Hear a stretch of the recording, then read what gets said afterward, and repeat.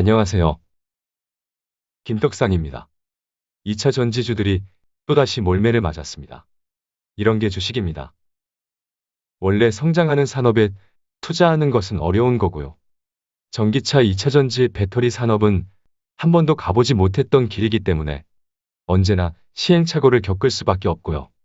언제나 우리가 예측할 수 없는 돌발적인 상황에 노출이 될 수밖에 없습니다. 오늘 또다시 돌발 악재가 나왔는데요. 이 내용을 먼저 살펴보고 시작하겠습니다. 테슬라가 앞으로 저가형 모델에 사용하는 모든 배터리를 LFP 리튬이산철 배터리로 변경할 것이라고 보도했는데요. 저가 전기차 모델에 한국산 배터리가 아닌 중국산 배터리를 사용하겠다는 겁니다. 중국 정부는 LFP 리튬이산철 배터리를 사용한 전기차 생산을 권장하고 있는데요. 이에 따라 LFP 배터리의 95%는 CATL, BYD 등 중국 업체들이 생산하고 있습니다.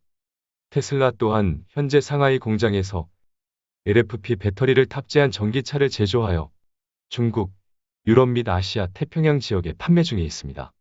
테슬라가 LFP 배터리를 사용하는 까닭은 중국 정부의 권고와 더불어 이익을 극대화할 수 있기 때문이고요.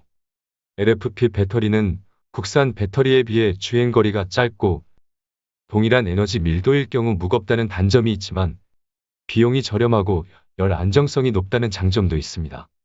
여기에 제너럴 GM의 전기차 볼트 EV가 화재 사고로 대규모 리콜을 단행하면서 열 안정성에 무게를 두는 분위기가 형성된 점도 불리하게 작용한 것으로 판단됩니다. 테슬라가 LFP 배터리를 사용하면 가격을 낮추지 않고 수익을 높일 수 있다는 점에서 현명한 아이디어라는 해외 평가도 있고요. 포드나 폭스바겐과 같은 자동차 제조업체 또한 저가 모델에 사용할 LFP 배터리에 관심을 보이고 있는 것으로 알려졌습니다. LFP 배터리는 장기적으로 성능 저하에 대해 걱정할 필요가 없고 LFP 배터리는 재활용하기가 쉬우며 이에 따라 원료 조달도 어려움이 적다는 매력이 부각되고 있는 것으로 보입니다. 그렇군요. 최근 국산 배터리와 같은 NCA 배터리의 생산이 증가하면서 니켈, 코발트, 망간, 알루미늄 등의 원자재 가격이 폭등하고 원료 조달에 어려움이 발생했던 것도 LFP 배터리의 매력을 더 부각시켜준 것으로 판단됩니다. 어쨌든 이래저래 기분 좋은 소식은 없네요.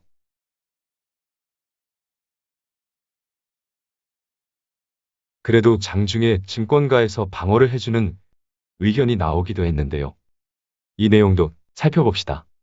한국투자증권의 경우 테슬라의 발표는 국내 기업이 생산하는 하이니켈 배터리 탑재 물량을 줄이지 않겠다는 의미라고 해석했다며 LFP를 저가 모델로 못 박았기 때문에 오히려 불확실성이 해소됐다는 의견을 전했습니다. 더불어 전 세계 LFP 배터리 탑재 비중이 30% 내외를 기록할 것이라고 전망하며 국산 하이니켈류의 배터리의 높은 비중은 유지될 것으로 전망했습니다. 저 역시 이 의견에는 동의를 하는데요. 아시다시피 요즘이 무슨 논리가 통하는 시장인가요? 우리 시장의 최대 약점이죠. 논리가 통하지 않고요. 머리를 굴릴 필요가 없는 시장입니다. 충분히 이해할 만한 악재에도 공매견들에게 공격의 빌미를 쉽게 제공해주는 꼬라지가 되는 시장입니다. 저도 답답해요. 국내 2차 전지 산업에 투자하고 있는 외국계 자금이 중국으로 넘어가며 수급의 공백이 발생할 수도 있으니까요. 그럼 종목들을 하나씩 보면서 관련 뉴스와 함께 의견을 전해보도록 하겠습니다. 중간중간에 중요한 얘기들이 있으니 빠짐없이 시청해주시면 좋겠습니다.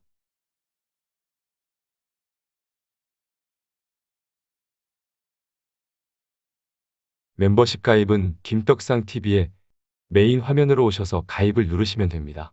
아이폰의 경우는 가입 버튼이 보이지 않으니 PC에서 접속하여 가입을 하시면 됩니다. 가입 버튼을 누르면 등급별 혜택을 확인할 수 있고요. 가입을 정말 원하신다면 여기서 가입을 눌러주시면 됩니다. 멤버십을 통해 저의 투자 의견을 기록하며 솔직하게 전하고 있고요. 기업에 대한 소식을 전하며 저의 생각도 함께 전하고 있습니다. 당장의 수익에 기뻐할 것도 없고 당장의 손실에 걱정할 것도 없습니다. 충분한 시간이 지나면 저 아래 보이지도 않을 거고요. 어차피 그놈인 가격입니다. 거대한 떡상을 위한 스마트한 존버를 합시다. 멤버십 가입을 눌러주세요. 에코프로 BM 일봉 차트를 봅시다. 올해 최고의 주식인데요. 1년 사이 4배, 5배가 오른 주식이고요. LFP 배터리가 부각되는 뉴스가 전해지면 우리나라 양극재 기업들에게 상대적으로 타격이 클 수밖에 없습니다. 이유는 LFP 배터리에는 우리나라 대표 양극재 기업들이 생산하는 양극재가 전혀 사용되지 않기 때문이에요. 그래서 대표 양극재 기업인 에코프로 BM이 오늘 하루만 9%에 가까운 급락이 나온 것으로 쉽게 풀이가 됩니다. 아주 그냥 환장할 노릇입니다. 얼마 전 함께 살펴보면서 최고의 기업이지만 이대로 계속 오르면 욕을 처먹고 말 테니 관망하라는 의견을 전했었는데요. 결국 이 사단이 나네요. 정말 더럽고 치사하네요. 일단 논리가 통하지 않는 시장이기 때문에 되지도 않는 머리를 굴리기보다는 먼저 기술적으로 살펴보자고요. 일단은 우리 채널에서 이걸 최근에 들어가신 분은 없으실 거라 믿고 있습니다. 그냥 기술적으로 볼 것도 없는데요. 관망이네요. 중요한 외국인이 악재의 차익을 실현했네요. 거래량도 작지 않고요. 혹시나 길게 보고 버티겠다면 날릴 수는 없겠지만 제가 보유를 하고 있었다면 수익 여부와 상관없이 일단 털었을 것 같습니다. 역사적 최고가 레벨에서 악재가 나왔으니까요. 근데 이걸 정말 악재로 받아들여야 하는 건가요? 개인적으로 인정하기가 쉽지 않네요. 물론 단기적인 얘기이고 길게 본다면 설마 여기가 끝은 아닐 겁니다. 앞에서 얘기했듯이 앞으로 전기차 배터리 산업에서 LFP 배터리가 주류가 되기엔 어렵기 때문이에요. 수익권이면 어느 정도 부담을 덜어도 충분히 거대한 수익을 실현하는 거 아닌가요?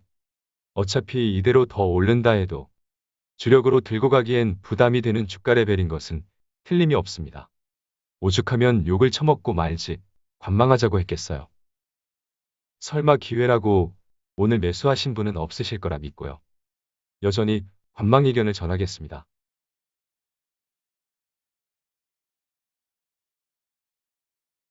다음은 LNF입니다. 다행히 장중에 회사가 방어를 하는 공시를 내보냈는데요. 이 내용을 먼저 살펴보겠습니다. LNF는 테슬라의 배터리 교체 보도와 관련해 니켈, 코발트, 알루미늄으로 구성된 NCA 배터리는 양산 및 납품하고 있지 않으며 현재 사업에 영향을 미칠 만한 중대한 변동 사항은 없다고 공시했고요. 이어 리튬인 산철, LFP 배터리의 경우 개발 완료한 이력이 있기에 향후 시장 상황에 따라 사업을 확장할 기회가 될 수 있다고 설명했습니다. 이러한 해명이 나오면서 장중 하락을 만회하는 흐름도 나오긴 했는데요. 그럼에도 불구하고 6.3%의 하락으로 마감을 했기 때문에 의미 있게 낙폭을 회복하는 흐름을 만들어 내지는 못한 것으로 보입니다. 얘도 1년 동안 5배는 오른 종목이에요. 오늘 급락이 나왔음에도 여전히 역사적 최고가 레벨에 있고요. 꼭지에서 악재가 나왔다면 당연히 리스크 관리는 필요합니다. 우리 채널에서는 에코프로 BM과 함께 작년에 한참 매집했던 종목이고요. 2배, 3배의 수익에 만족하며 최근에는 딱히 쳐다도 안 봤기 때문에 물린 분은 없을 거라고 믿고 있습니다. 아직도 들고 있다면 다 수익권일 테니 알아서 대응하시면 됩니다. 21선 찍고 반등한다고요? 21선 찍고 전고점을 돌파하며 30만 원 가는 거 아니면 관망하시죠. 지금은 횡보만 해줘도 감사입니다. 관망.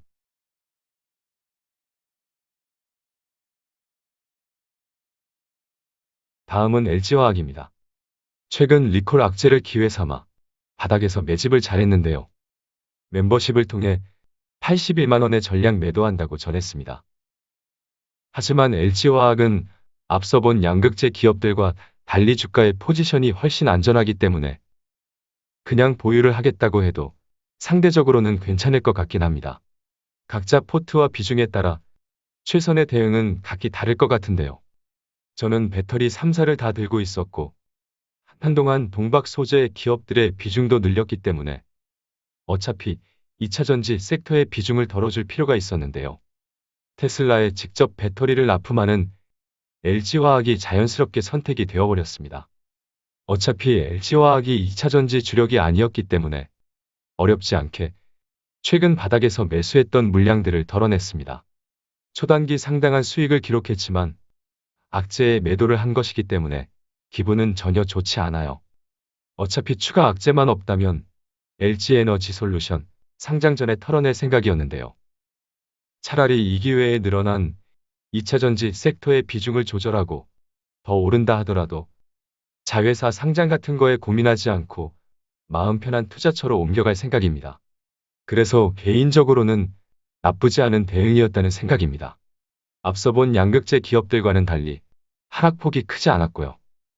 거래량이 터진 것도 아니네요. 기관은 오히려 매수를 했기 때문에 오늘만 보면 추가 하락은 제한적일 수도 있겠다는 생각은 듭니다. 그래서 장막판 재매수를 할까 하는 고민도 했는데요. 다른 2차전지 종목들에 집중을 하자는 결정을 했습니다. 보석 같은 구독자 그녀가 이런저런 악재를 극복하며 다시 회복하는 추세가 만들어졌었는데요. 다시 악재가 나오는 바람에 저도 참 괴롭네요. 하지만 제 개인적으로는 큰 악재는 아니라고 생각합니다. LG화학의 배터리는 테슬라의 중급과 고급 모델 전기차에 지속 공급이 될 거고요. 그 물량은 지속 늘어날 거고요. 심지어 LG화학은 최근에 LFP 배터리 생산 계획을 발표하기도 했었습니다. 당장은 논리가 통하지 않는 시장이지만 시간이 지나면 논리대로 움직일 겁니다. 저처럼 다른 마음 편한 투자처를 선택할 것인지 버티다가 마지막 불꽃을 기다릴 것인지는 각자의 포트와 비중에 맞게 결정을 하시면 될 것 같습니다. 혹시나 내일, 오늘의 악재를 방어해주는 증권사 리포트들이 쏟아진다면 상승 전환도 기대해 볼 수는 있겠습니다. 이어서 SK이노베이션 일봉 차트를 살펴봅시다. 테슬라에 납품하지 않는 SK이노베이션은 상대적으로 낙폭이 작았습니다. 미미하지만 쌍끌이 매수도 나왔고요. 테슬라가 LG화학의 배터리를 쓰지 않겠다는 것도 아닌데 억울한 일입니다. SK이노베이션은 유가에 연동되는 것이 함정이라고 했죠. 일단 유가를 보자고요. 여전히 상승세를 이어가고 있네요. 설마 $100까지 가는 건 아니겠죠? SK이노베이션의 배터리는 너무 좋은데요. 솔직히 배터리 사업같이 저평가는 매력도 있는데요. 투자자 입장에서 유가까지 신경 쓰며 배터리에 투자해야 하나 하는 고민은 항상 있습니다. 차라리 유가가 바닥에 있다면 오를 일만 있으니 고민은 안 될 것 같은데요. 요즘처럼 유가가 고공행진을 하고 있으면 나중에 꼭지를 찍고 빠지면 주가도 같이 빠지는 건 아닌가 하는 고민을 안 할 수가 없는 겁니다.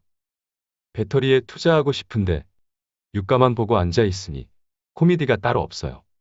그래서 보유와 홀딩 의견은 전할 수 있겠으나 추천은 안 하겠습니다. 마지막으로 삼성 SDI를 보자고요. 결국 삼성 SDI도 LG화학에 이어 세계 4위의 완성차 기업인 스텔란티스와 합작 배터리 기업을 추진한다는 호재가 나와주었습니다. 덕분에 LG화학의 고객사를 빼앗기는 우려는 기우였다는 것이 밝혀졌고요. 미국 진출의 속도가 붙을 것으로 판단됩니다. 그래서 김떡상의 꼬드김에 넘어가 매수한 아버지의 평단가와 간격을 벌리는 데 성공했습니다. 삼성 SDI도 테슬라의 배터리를 납품하지 않기 때문에 오늘 같은 날 하락폭이 작았고요. 의미를 두기엔 미미하지만 중요한 라인인 71만 2천원의 지지를 확인하는 아랫꼬리도 만들어냈습니다. 상대적으로 가장 마음 편한 배터리 셀 기업이라는 의견을 유지할 수 있겠습니다. 악재가 없죠? 삼성 SDI와 SK이노베이션이 잘 버틴 것도 LG화학의 추가 조정은 제한적일 수 있겠다는 판단도 가능하겠습니다.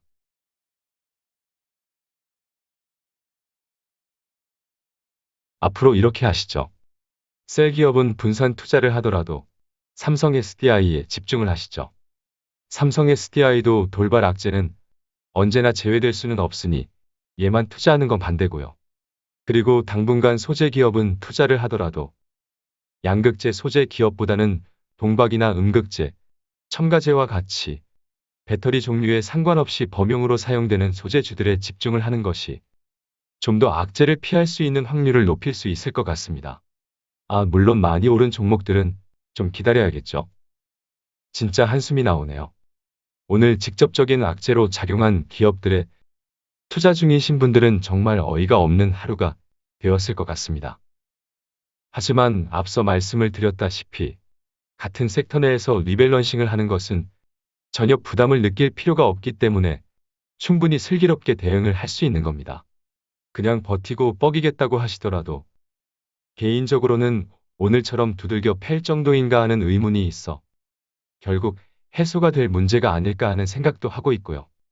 그래도 전기차 배터리 사업의 투자는 계속 이어가야 하고요. 상황에 맞게 리밸런싱도 하고 부담되면 수익을 실현하기도 하면서 무작정 고집을 부리는 것보다 유연한 투자 자세가 필요하다는 의견을 강조하고 싶습니다. 보석 같은 구독자 그녀에게 오늘 냉정하게 매도하는 모습을 보여 미안하지만 저의 포트와 섹터의 비중을 고려해서 결정한 것이기 때문에 모두에게 정답은 될 수는 없다라는 말도 전하고 싶습니다.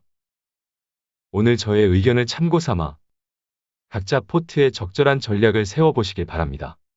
오늘 다소 안 좋은 소식이 전해졌지만 잠시 괴롭힘을 당할 것인가의 문제일 뿐 성장하는 산업에 투자하고 정해진 미래에 투자하는 것은 언제나 큰 보상을 받았다는 것을 기억하기 바랍니다. 그럼 오늘은 여기까지 합시다. 오늘 하루도 고생하셨습니다. 감사랑합니다. 보석 같은 그녀의 성공 투자를 기원합니다.